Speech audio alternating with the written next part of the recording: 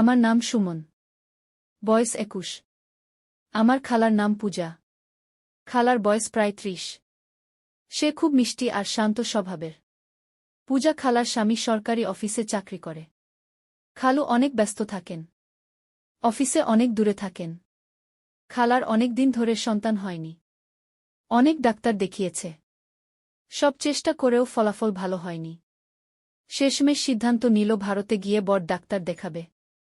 কিন্তু খালার স্বামী অফিসের কাজ ছেড়ে যেতে পারেন না। তাই আমাকে সঙ্গে নিতে বলল। আমি প্রথমে একটু লজ্জা পেলাম। তবুও রাজি হয়ে গেলাম।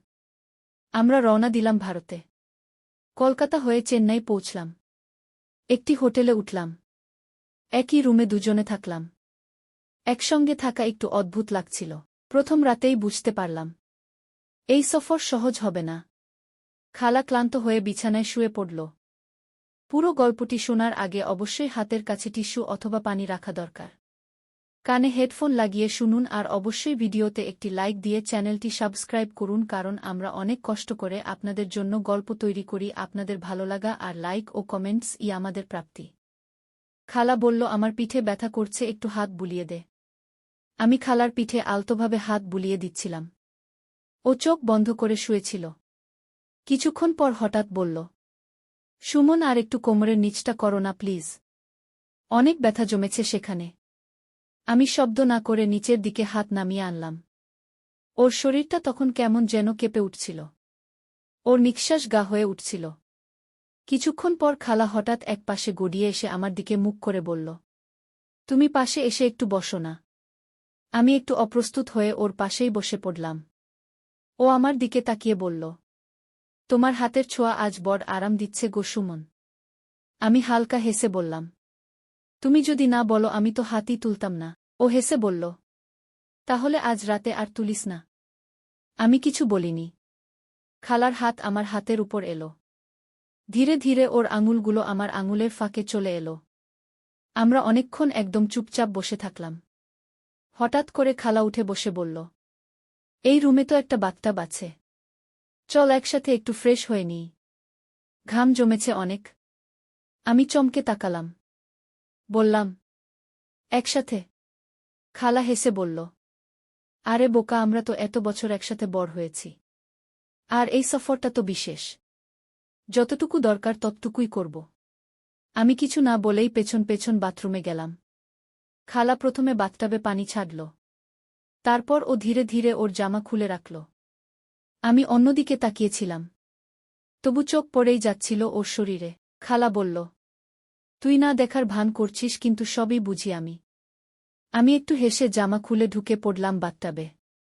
গরম পানির মাঝে ওর শরীরের গা ঘেঁষে বসে পড়লাম। ও বলল, এই শান্ত মুহূর্তগুলো খুব দরকার ছিল আমার জন্য। আমি বললাম, আমার জন্যও খালামনি। ও বলল, এই ডাকটা শুনতেই তো তোকে নিয়ে এসেছি সুমন। অনেকদিন পর নিজের মতো একজনকে কাছে পেলাম। ওর শরীরটা ধীরে ধীরে আমার গায়ে এসে ঠেকছিল। আমরা একে অন্যকে তাকিয়ে দেখছিলাম। হঠাৎ ওর ঠোঁট আমার গাল ছুঁয়ে গেল। তারপর ঠোঁট থেকে ঠোঁট। কোনো শব্দ ছিল না, শুধু হালকা নিঃশ্বাস আর জলের শব্দ। সেই রাতে অনেক কথা হলো। অনেক অনুভূতির আদান প্রদান। ঘুম আসছিল না কারো চোখে।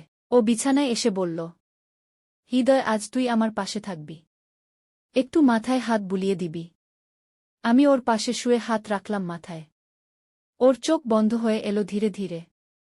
আমি বুঝলাম, এই সফর শুধু চিকিৎসার না, আমাদের সম্পর্কেরও এক নতুন রং। সকালটা অনেক শান্ত ছিল। সূর্যের আলো জানালার ফাঁক দিয়ে মুখে এসে পড়ছিল। পাশ ফিরে দেখি খালা ঘুমাচ্ছে।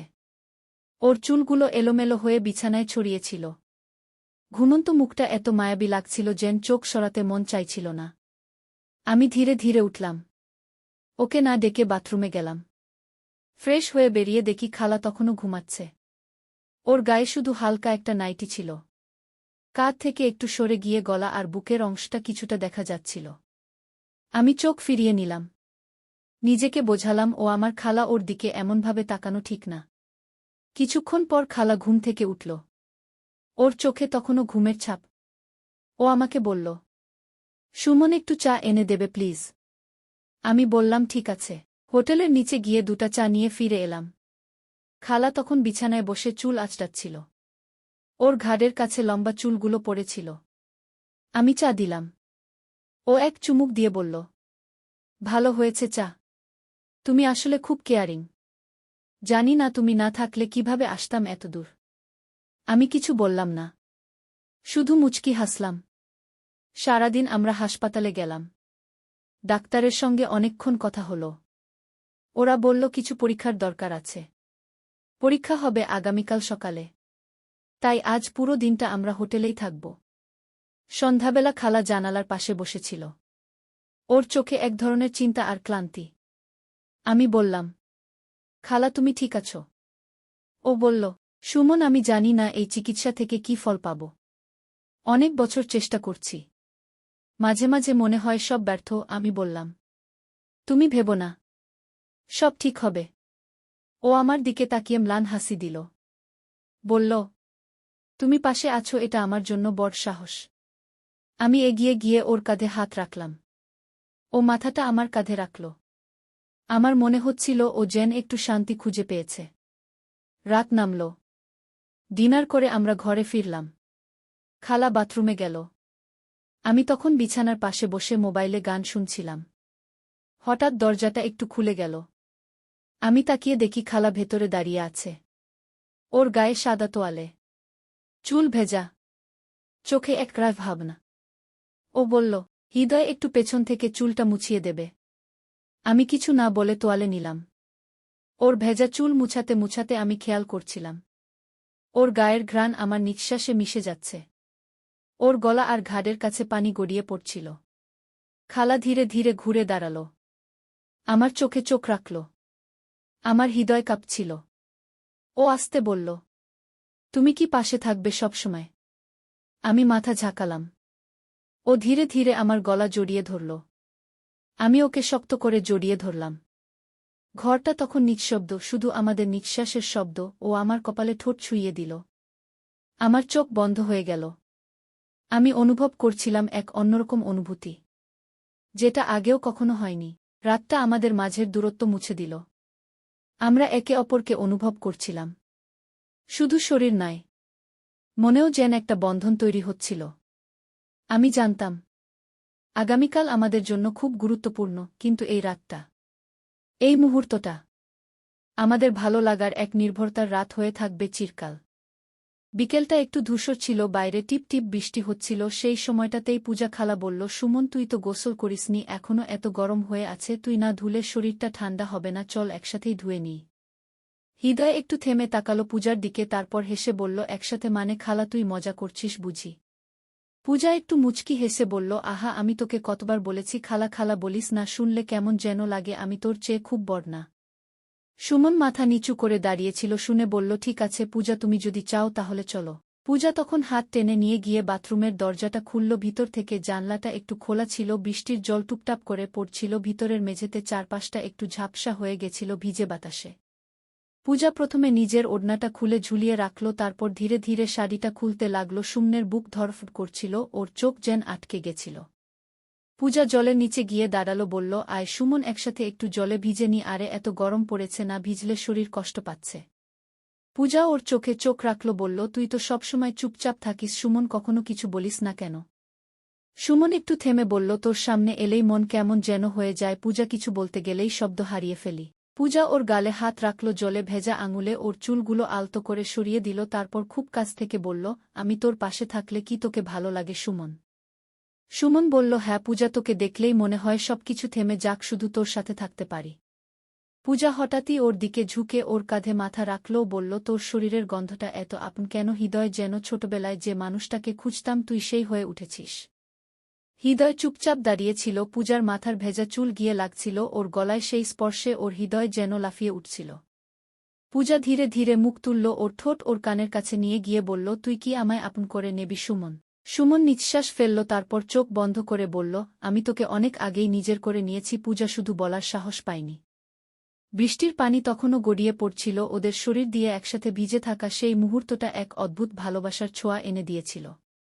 পূজা হালকা করে ওর বুকে মাথা রেখে বলল, এই 7 দিন আমরা একসাথে কাটাবো, এক একটা দিন যেন স্বপ্নের মতো করে রাখব, তুই থাকবি আমার পাশে। পূজা হঠাৎ করে হাত বাড়িয়ে সুমনের হাতটা নিজের হাতে নিয়ে বলল, কালকের রাতটা শেষ রাত, তোমার ফিরে যাওয়ার সময় হয়ে গেছে। সুমন বলল, জানি, কিন্তু কেন যেন মনে হচ্ছে এই কয়েকটা দিন ছিল আমার জীবনের সবচেয়ে সুন্দর দিন। সুমন পাশে এসে শুয়ে পড়ল, ওর গায়ে মুখ রাখল, পূজার চুলের গন্ধ ওকে ঘুমিয়ে ফেলছিল। সুমন বলল, খালা না বলি না, আর খালা বলে ডাকতে ভালো লাগে না তোমায়? পূজা হাসল, বলল, ঠিক আছে, শুধু এই রাতটার জন্য তুমি যা খুশি বলে ডাকতে পারো। সুমন বলল, পূজা তুমি জানো তো তোমার চোখে আমি কি দেখি, নিজের পুরো একটা পৃথিবী। পূজা বলল, বেশি বলো না সুমন, কথা যত বাড়বে তত কষ্ট বাড়বে। হৃদয় বলল, তাহলে কিছু না বলি, শুধু তোমায় অনুভব করি। রাতটা যেন থমকে গিয়েছিল, বাইরে মেঘের গর্জন আসছিল মাঝে মাঝে, কিন্তু রুমের ভেতর শান্ত, নরম আর উষ্ণ। সুমন ওর হাতটা শক্ত করে ধরল, বলল, আমার যদি সাধ্য থাকত তাহলে এই মুহূর্তকে চিরকাল ধরে রাখতাম। পূজা বলল, তুমি যে ফিরে যাচ্ছ সুমন, সেটাই সত্যি, আর আমি যে এখানে থেকে যাচ্ছি সেটাও বাস্তব। পূজা বলল, এটা একটা অন্যরকম ভালোবাসা ছিল, যেটার কোনো সামাজিক নাম নেই, কিন্তু মনের ভিতর যা হয়ে রইল সারা জীবন। সুমন হঠাৎ পূজার গালটা ছুঁয়ে বলল, আমি তোমায় কখনো ভুলব না পূজা। পূজা চোখ নামিয়ে ফেলল, বলল, আমিও সুমন, তুমি ছুঁয়ে গেছ এমন জায়গায় যেটা কেউ কখনো ছুঁতে পারেনি। রাতের বাকি সময়টা তারা একে অপরের খুব কাছে থেকেও কিছু বলেনি, শুধু নিঃশব্দে অনুভব করেছিল একে অপরকে। সকালে ভোর হতে না হতেই সুমন উঠে পড়ল, ট্রেন ধরতে হবে বলে দ্রুত গোসল করে ব্যাগ গুছিয়ে নিল। পূজা তখন রান্নাঘরে ওর জন্য 1 কাপ চা বানাচ্ছিল। চা নিয়ে এসে সুমনের হাতে দিয়ে বলল, এই নিয়ে যাও, পথঘাটে লাগবে। সুমন বলল, তোমার হাতের চা থেকে ভালো কিছু নেই জানো। পূজা বলল, জানি, কিন্তু এখন থেকে সেটা মনে করে খেতে হবে। সুমন বলল, পূজা, যদি আবার কখনো দেখা হয়? পূজা বলল, তাহলে হয়তো আমি আর তুমি আমরা থাকব একদম আলাদা জগতে। সুমন বলল, তাহলে তুমি কথা দাও অন্তত মন থেকে কখনো চলে যেও না। পূজা বলল, মন তো তোমার হয়ে গেছে, এখন আর যাওয়ার কোথাও নেই। সুমন পূজার দিকে একবার তাকালো, চোখে জল এসে গেল, কিন্তু কিছু না বলে নিচে নেমে গেল। পূজা দাঁড়িয়েছিল দরজার সামনে, চোখ বন্ধ করে ওর চলে যাওয়ার শব্দটা শুনছিল। তারপর ও আস্তে করে দরজাটা বন্ধ করল, জানত এই বন্ধ দরজার ওপাশেই রয়ে গেল ওর জীবনের সবচেয়ে সুন্দর কয়েকটা দিন।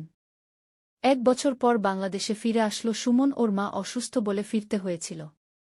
ফেরার পর একদিন পূজার কথা জানতে চাইল, কিন্তু শুনল পূজা অনেক দূরে চলে গেছে, আর যোগাযোগ নেই। সুমন সেই রাতে একা বসে পূজার দেওয়া সেই শেষ চায়ের কাপটা নিয়ে বসেছিল, ওর চোখে জল ছিল কিন্তু মুখে এক টুকরো শান্তি। কারণ ও জানত পূজা এখনো কোথাও না কোথাও ওর মনে বেঁচে আছে।